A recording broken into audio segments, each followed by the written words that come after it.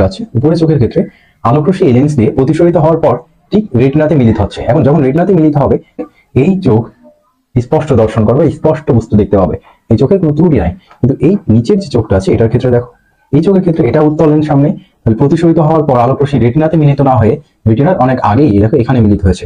তার মানে যেহেতু এখানে মিলিত হয়েছে রেটিনার আগে, তার মানে এই চোখ দিয়ে স্পষ্ট দর্শন করা যাবে না বা স্পষ্ট দেখতে পাবে না। এবং এইটার প্রতিকার আমরা কিভাবে করবো? কারণ এই চোখ দিয়ে যদি স্পষ্ট দেখতে হয়, আলোকরশ্মিকে এখানে না মিলিত হয়ে এই রেটিনাতে মিলিত হতে হবে।